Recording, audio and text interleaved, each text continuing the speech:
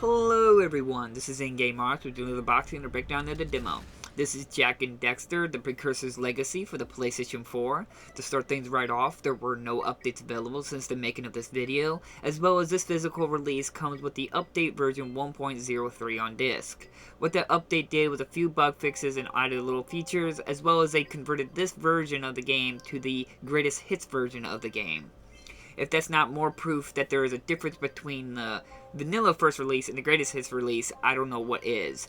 That just shows that when you buy the greatest hits version back in the old days, some of them did have alterations and updates and fixes that the original vanilla release did not have.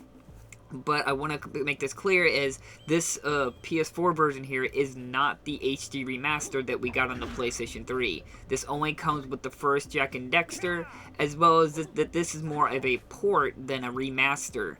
It's more of an enhanced version of the game. Yes, I know it's kind of confusing, but there is a difference between them both.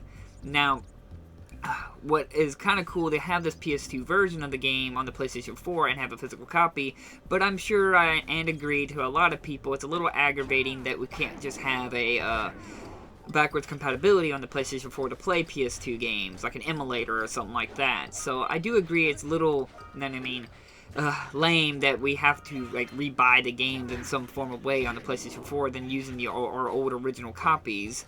But it is kind of cool to see these re-releases of these old classic games and see them come out into a newer light with newer cases and stuff like that.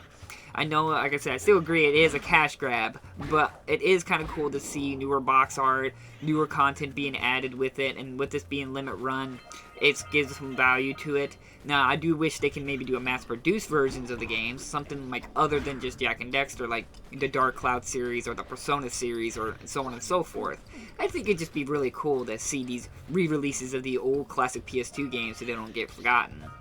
Other than the really popular ones, if you know what I mean. But if you don't know Jak and Daxter is Naughty Dog's first game they made when they fully became first IP to Sony or PlayStation. Now that's what people get a lot of confused on with Crash Bandicoot. A lot of people seem to think that Crash Bandicoot was owned by Sony or PlayStation, and they own the IP. But Naughty Dog, they never owned the original IP of Crash Bandicoot. Universal Studios owned the rights to Crash Bandicoot. Well, when Naughty Dog decided they wanted to become full partners with Sony, they had to lose all rights to Crash Bandicoot, even Sony. So that's where they came in play with Jak and Daxter. Jak and Daxter was their first PlayStation game that is actually officially Sony's, as well as Naughty Dog's first game that's exclusive and ultimately for only Sony. Now, there's been other ones in the series, there's 2 and 3, but we'll talk about mostly about the first one because there's a big shift between them both. But Jak and Daxter is your typical platformer. You just go through the game, jump on platformers. It's pretty generic in that field, but it does it in such a way that it's very, rewarding as well as challenging, but yet not too complicated. Again, it's your typical generic platformer, but for its time and its place, it still, even to this day, has got some great graphics, some great animation, some good music. I mean, the voice acting is really good on par, even for PS2 days and everything. That's why a lot of people give a lot of trouble for these older games. They're a lot better than a lot of people give them credit for in their graphics and just overall design. But as I said, there's a big shift between the first one and then the two and 3, and I can ultimately say I only really like the first one. I like its cuteness, this softer, kids version feel of the game. I was not a fan of the dark twist they did with the 2 and 3, and I've only actually beaten the first one. I never beaten 2 and 3 just because they weren't my type of game. But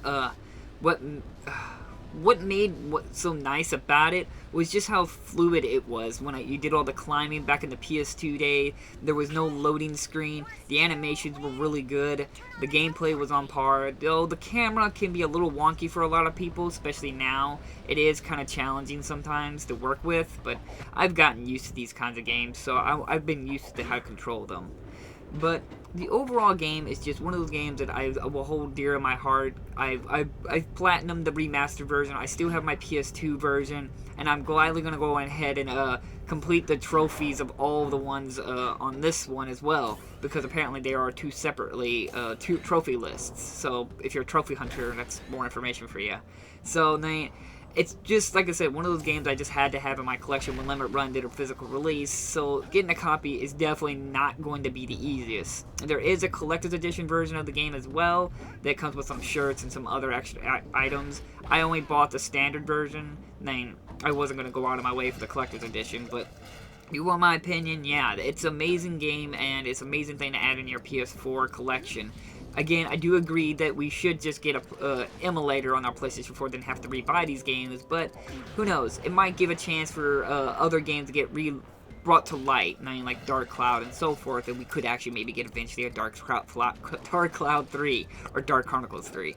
But or it could give a chance for us to get a Jak and Daxter 4. I don't know, but I'm just happy to see this game again, and I'm happy to add it to my shelf, and I can only highly recommend it to anybody who's into these kind of platformer, kind of easy style kind of games for kids. It's just one of those specialty games that I will love dearly in my heart.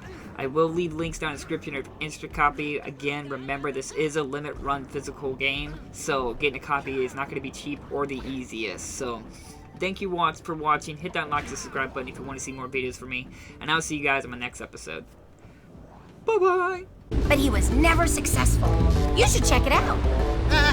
Aren't there a lot of lurker sharks in that water? Why? Are you scared? Me? Of course not. Just looking out for Jack here. You know what a chicken he can be.